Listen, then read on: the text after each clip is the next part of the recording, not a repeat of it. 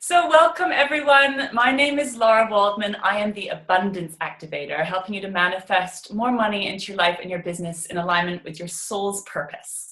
And today I have the great honor of welcoming to Lysa Black. She is the Empress. Lysa is a beautiful friend of mine who has incredible gifts. She is a heart healer. She's a deeply sensitive empath who can read hearts. She knows exactly what you need, what healing you need in order for you to rise up into your full purpose. She works with really sensitive, empathic women to help them really deep dive into their core wounds, to help them manifest the life that they truly desire.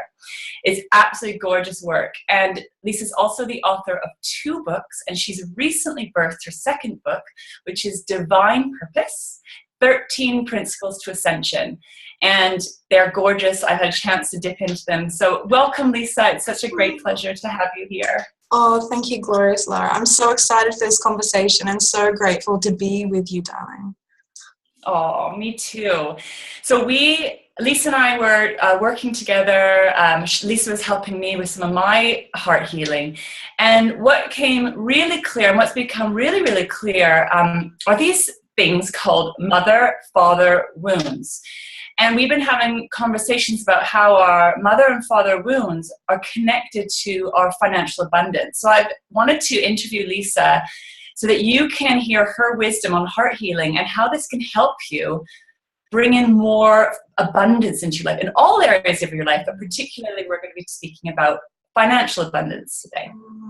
Oh, this is gorgeous. And just knowing that this conversation was coming up, I've just been buzzing because I think there's so many people that have experienced the mother wound and the father wound that don't know anything about it. So let's clarify that just here. It's really exciting to know that all of us have unmet emotional needs from our upbringing, no matter how wonderful or how really not nice our relationship was with our mum and our dad. All of us as humans are incapable of perfectly providing for every need for our children. That is a part of humanity. It's a part of the duality of this experience, the contrast that we're creating. But I had an experience with my mum where she is so loving and so generous, but I just could not perceive it. And we really felt quite unloved by one another. And so I walked out of my upbringing really feeling deeply unlovable and unacceptable.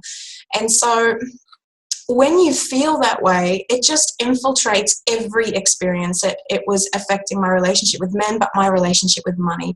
I never had enough money. I didn't feel good enough for the money that I had. And it kind of felt like there was no amount of money that was going to be able to hit that need. So what is really interesting with the mother wound is that every woman will have this to some degree. And there's 2 things that are really important for us to do in healing the mother wound. And one is to be able to look at our own unmet needs. So I personally didn't feel heard, acknowledged, and recognized. So, if you're listening to this and you're wondering, where is the mother wound showing up for me? Really think about what are the 3 things off the top of your head that you really felt like you left the home and it just wasn't hit for you. What about you, Lara? Like, I'm just thinking about some of the powerful conversations that we've had, and I can't help but go, what were the 3 things for you, sweetheart? Well, yeah. So again, some of it's sort of based on how your upbringing is. It may not be overtly obvious, but for me, I really felt unseen growing up, unlovable, and that there was something fundamentally wrong about me. It was like I was dark or bad.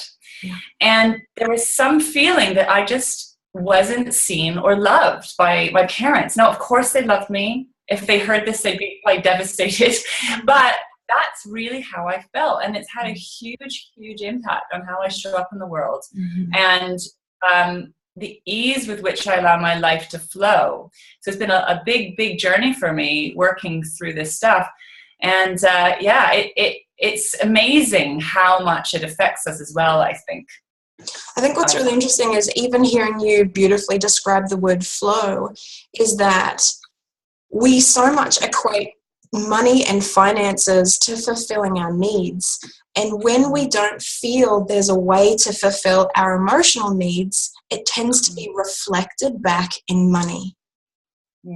So everything's a reflection, but money is also a very powerful reflection of our internal state.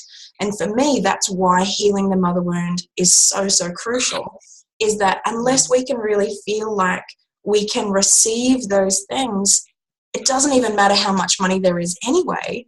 If you can't have that fulfilled, no amount is going to hit it anyway.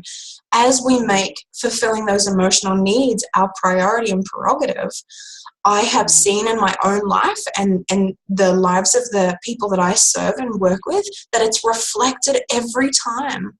And there's something so mystical and magical about it. And so I think we do a lot of work to be able to attract money, but being able to recognize there's this treasure trove of capacity within yourself to reach in and actually give yourself what you're deeply requiring that will manifest externally in every way, but also in financial abundance.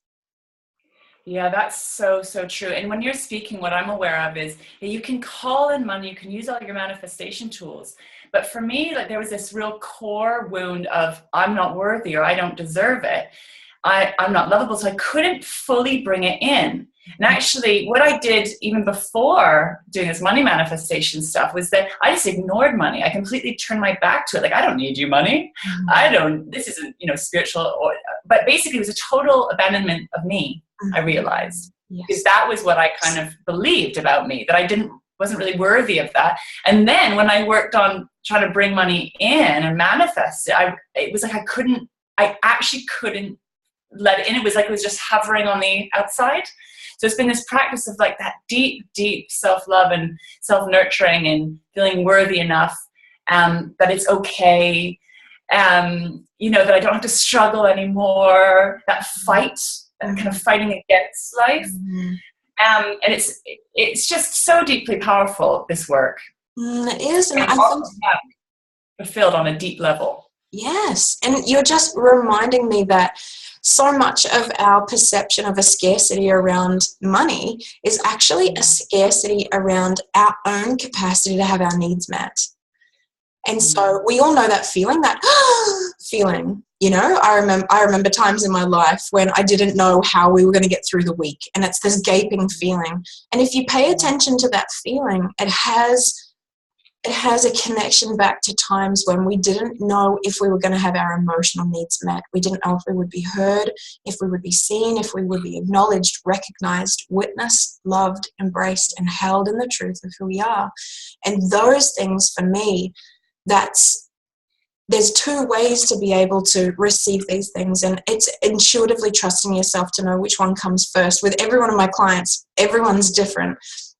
Everyone needs to be able to, one, receive your own inner child in a way that you can perceive her needs and generously show up as a wise mother and bountifully shower her with that. So acknowledgement and self-recognition are huge for me. I'm like, Lysa, I see you showing up. Babe, I see what you bring. Because I waited for so long for someone else to give me that, and it stifled my life, and it kept me in scarcity, which was reflected in financial scarcity. So I freaking show up, and I will look like a crazy lady, writing to myself in my journal, and I will say those things, but I feel it, and that's all that matters. So for me, it's ongoing work to be able to perceive my little girl's needs and generously show up to just shower her with that. And once she skips off happy as when she gets that good stuff, and then I just see a wave of financial, manifestations show up to confirm. The other way is healing with the Divine Mother. And we had a beautiful session. I just loved it, of allowing ourselves to either guide ourselves or ask someone else to guide us through a beautiful visualization where we can allow the Divine Mother to receive us and hold us. And it's so, so powerful to be able to be in her love, because it's such a deep, all-encompassing love. It actually allows deep rest. Because when we're concerned that our needs won't be met, there's this real fear and worry and work that happens within us. And when she can just come in and hold us like the precious divine babes that we are to her, there's something that happens to us on a soul level where we feel deeply held and nurtured. So I imagine the Divine Mother above me, holding me as I hold my precious little inner child. So, you know what I mean? It's a matter of, do you need to go to your little girl and give to her and then find yourself receiving it, or turn to your beautiful, divine, or loving mother and receive from her and let it flow through you? One of those two tools is what I use for every client, and it's deeply profound when you can shift into the resonance and harmony of true love. Oh, gorgeous. Yes, it's so powerful. And I use these tools as well. I'm calling on this divine mother energy every day and spending time with my inner child almost every day, because there's little moments where it can flare up, can't it? Like little panics. And what you said was so powerful just a little while ago was when you have that scarcity with money, that it really triggers those core wounds. So that feelings of not feeling safe or abandoned or unsupported or unloved or whatever it is, and that little girl inside just can go into total panic and manifest all sorts of things like anxiety and some crazy stuff when she's running the show, man. You do crazy stuff. And so it's often when we're transitioning in our life and really up-leveling and expanding that's triggered, because anytime we're entering a new arena, a new frontier for ourselves, she's going to feel concerned that her needs are not going to be met. And so this work is actually pivotal for expansion. Expansion always leads to an increase of wealth. If it's not happening in the right way. That's how it is done. That's why we look to leaders, because they're deeply involved in their own self-expansion, and that's what allows them to hold themselves in the receiving position to let more flow come in towards them. Yes. Oh, well, absolutely. And I found that every time I expand or up level or take the next step in my life, my business, that little girl goes crazy sometimes. I mean, total mine manifests in like kind of overwhelm or anxiety or panic or not feeling good enough. And it's really intense in those moments. Yeah. I think this is where people stop themselves from actually changing their lives, from welcoming more money, because it's so uncomfortable in those moments. And so this is why we sometimes fear money as well, because we go, if I try to expand into that, I'm going to trigger her. And she's hard enough to handle already. Let's not upset the little girl. Okay, hold the cart. But do you know what I mean? By pushing out that natural, genuine desire to receive more, to placate her, it's not a harmonious, loving position. It's actually keeping her in deprivation. And so this feels like a really good point to actually talk about the father wound, because they really do work in tandem. That the mother wound is around our unmet needs for care, love, and nurture. The father wound is around our unmet needs for safety, protection, and being provided for. So you can feel there, the money stuff gets even more important. Our ability to invest in ourselves and give ourselves what we want will be a natural byproduct of healing the mother wound and providing those needs for yourself. But for the father wound, our capacity to feel safe in our gifts and our sensitivity and our spirituality and our identity come from being able to perceive, what do we need, or what did we needed that was not in generous, ample supply, and how can I show up and offer that to my little self, and how can I turn to the Divine Father to receive that. And this year for me has been a lot of turning to the Divine Father, and I developed a relationship with the Divine Mother sooner, and that has been really strong for me, but I still wasn't feeling safe. I knew that I was loved and cared for, but I didn't feel safe in myself, and I didn't feel safe to receive money. And I just knew that it was the father wound. So really, it's difficult for a woman. And I think this is why sometimes money stuff can manifest for females, sometimes potentially easier, because you have to be able to pull a father from a woman. We have to pull in a father from ourselves. But I deeply believe and know that we can, as we model the wise, loving behavior of our version of a divine, loving father. And the most powerful vision for me was, I imagined myself as a little babe, and I was on his shoulder, and he was just gently tapping my bottom, just soothing me and lulling me in his strength and in his power. And what that did for me was to help me to feel really safe in my vulnerability, because receiving is such an act of being vulnerable. Oh, I just love talking about this. It's so exciting. So once again, it's the same way to heal it, is to be able to offer a sense of safety and protection. And that I made a promise to my little girl, anything you want, sweetheart, I will bring that to you. It's only a matter of time, baby. I'm delivering. Keeping promises with her is something that showed up in my relationship with my father. I couldn't trust him, and that what he said would be delivered. So that left a deep need of not feeling safe and not feeling secure. So being able to keep my promises with her and tell her that she is always safe to be who she is with me, and that I will give her what she needs, and also allowing myself to feel the love from the Divine Father holding me in that beautiful embrace, protecting me, and providing all of the miraculous opportunities that I need to thrive and prosper in the world, being who I am. Wowee. That's pretty powerful. And in our session, this was a really amazing moment for me, Lysa, because I hadn't actually considered that I could give my little girl everything she wants. That there's a little thing of, well, then she'd be spoiled. We have this sort of belief that give children what they want, they can be spoiled. So since our session, I've been like, what do you want, little girl? I'll give you everything. And she's so excited about this. It's like, yay! Like doing cartwheels and spinning, and she just wants to play. Yeah. And when I've given her that, it's just freedom and joy and play. So it's that what you just said, I've been playing with over the last few weeks, and it's really transformational. It's powerful because you can feel there's no lack within you, Lara. Yeah. And as we create this internal sense of abundance and everything being in generous supply, it's so funny that you would be willing to give your little girl anything and she just wants to play.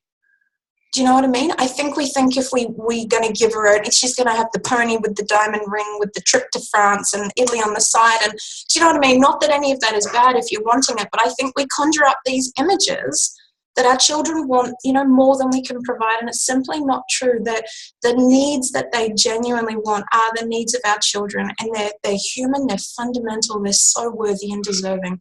We're such noble souls. We really only want what we really resonate with. And I love knowing that I believe what we truly desire is actually what's intended for us. So the Rumi quote, that what we seek is actually seeking us. So when we can get that pure place with our inner children, and really tap into what they're genuinely desiring and provide everything that they need, it is absolutely going to show up outside of us in financial abundance. So awesome. And this is what I love about humans, because I offer these abundance activation breakthrough sessions. And in this session, I say, if I have a magic wand, you can ask for anything you want. We get really clear on how much money they want to bring in each month or each year. And I mean, you can have anything, absolutely anything. And every single person I speak to, they're not asking for diamonds and sports cars. Do you know what they're asking for? They're asking ultimately for freedom, for joy, for infinite possibilities. And we think that if we give meet all of our needs, or we give everything to someone, that they're going to become really greedy and become sort of somehow a bad person. And I'm amazed listening to these people. Really, they just want to be free and happy. And I think that's fundamentally what we want, isn't it? It's what every child wants. You see children, they're like, look at me. And they just show us their magnificence. They show us how amazing they are. But for us as adults, sometimes our conditioning and our experiences, we just don't value that as the rare diamond that is. Just seeing children in their purity, in their truth, in the amazingness of simply being who they are. That's what I believe we're all returning to. And money can be a vehicle to actually give us permission to step back into that space for ourselves. So I just love how you're willing to show up and really talk on point and clearly about money, because everything is a mirror, everything is a reflection. But for us as powerful leaders to be able to talk so clearly about money, and for you to offer such powerful framework to support people to activate their own abundance, I go, we're just doing two sides of the same stuff, beauty. Yeah, I love it. So what can we do, Lysa? Is there a takeaway that if we want to work on healing our mother wound, healing our father wound, you had a beautiful visualization of, you know, holding the baby as the father. Is there anything that we can do, or like how can we play with these tools? What can we do to help heal our mother and father wound? So many things come to mind. I think what's most important is your own ability to perceive what you need. A lot of people don't want to look at that because we don't, you know, it's so funny. I love saying to myself, I'm needy. I am needy, I am needy, I am needy. Because in my work, working with people in emotional volatility, it's the part of themselves that they reject and despise the most. Because we all know the feeling of being in a position where we deeply require something and we have a fear that that won't be fulfilled. So what we learn to do is pretend that it's not actually there and that we don't need it. And I see adults actually in the position of denying what they know that they need for fear that it won't be in generous supply. So trust yourself to be able to recognize what you know that you need. If you want an easy prompt, really think about what are you secretly complaining to yourself that your partner isn't giving you. Give yourself permission to really go there, get front and center with yourself. What do you secretly complain that they're not giving to you? And I promise you that will be a powerful need that if you can be generous and submissive and work in concert with the heavens enough to find a way to generously supply that with yourself, within 7 days, you will see a manifesting miracle to confirm that that is, you are worthy of that, you are deserving of that, it is in generous supply, and it will come to you, and it has come to you. That's so cool. So, for example, one of my core wounds was feeling like I wasn't seen, and I was waiting for given permission to be me, essentially, and I couldn't find it. So then one of my practices would be to start seeing me and giving permission to little me to just be here. Would that be an example of that I could like just giving her permission to be and seeing her and loving her and acknowledging her? I think this is a great example because that's exactly what you're doing. Like you're seeing her, but there's so many different angles. By you just showing up and having this powerful conversation with me and allowing ourselves to be seen right now and share this with others, you're actually allowing yourself to be seen. The other way is to be able to be with yourself and watch yourself. Watch yourself. Watch yourself. Like have 30 minutes where you just sit in that observer position and just lovingly gaze upon everything that you're thinking and feeling and doing in a loving, wise position, like you were the most wise, generous, loving parents that there were, and you're just looking in on yourself. One other way is to journal and to be able to write down, Lara, I see you, and allow yourself to tell the truth. I see your magnificence. I see your beauty. I see your worthiness. I see your richness. I see your inner queen. And really let yourself verbalize what you can see. How did it feel for you to hear those words, sweetheart? Amazing. I mean, my eyes are welling up with tears.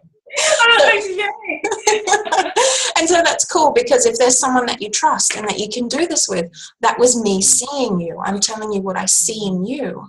So I want people to hear this because I don't like to ever think that there's only one way to hit something, because we need to really honor the truth of who we are and the angle that it's going to reach us in. So out of all those, what feels like it's the most powerful way for it to reach you, Lara? Like I'm curious, and I think it would be nice for people to hear, how would it reach you the fastest and the easiest and the most powerfully?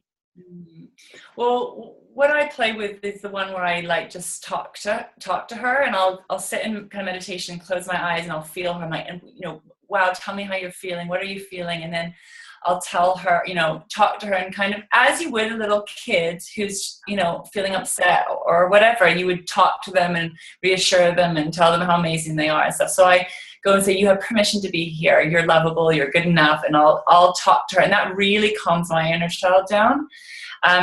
That's how I do it at the moment. And I really go into the feeling, and get her to share how she's feeling. And then just keep giving her permission to be, that it's safe and okay, which I guess is more the father, the divine father. I love also calling on the divine mother and father energies.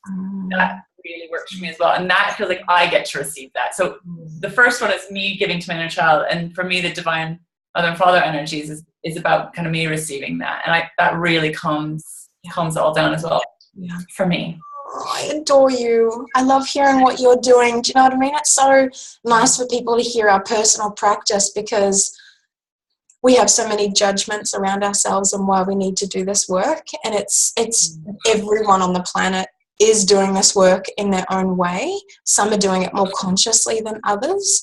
But I just love giving myself permission to give myself what I need, no matter how it looks and no matter how it sounds to other people. That's beautiful. Thank you so much for doing that, because as you give yourself permission to receive, you give all of us permission to receive for ourselves, and it's so gorgeous. And we, I just think it's so important that we reframe this idea of having our needs met as somehow a bad thing, that we're going to be kind of spoiled or divas or unkind or something so strange, this programming, rather than when you meet, because I see the more you meet your needs, the more you're able to serve, and the more love you can share, and the more of your greatness you can share. That's what I see when I observe you taking care of your needs. So there's nothing wrong about that, is there? That's pretty awesome. And it's so true. I just honestly think it's behavior that has not been modeled for very many of us. And so what we don't understand, we fear, and we conjure up illusions that it's wrong and it's evil and it's bad. But stepping into the purity of the practice is self-evidential, and it's changed the way that I show up with my children. Because when I saw my little girl, who's just turned 3, acting really needy and demanding, and I started to judge that, it was a reflection of my own judgment, of my own neediness and my own demandingness.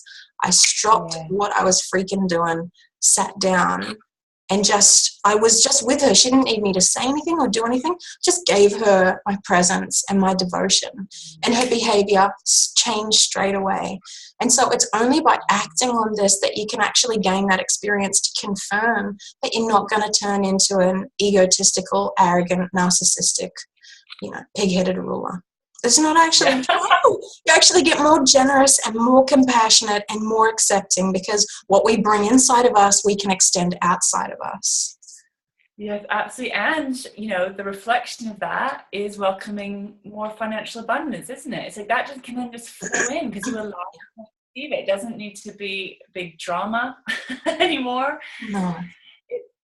So beautiful. And I just wanted to share that I've had similar triggers. I have 2 daughters, and my eldest as well was someone who, it used to trigger my stuff, because she would really demand love and hugs and cuddles. And that's a part of me that I really, I sort of neglected the part of me that was needy. I judged that as the worst thing. And I manifested a daughter that basically had totally the opposite of everything that I had.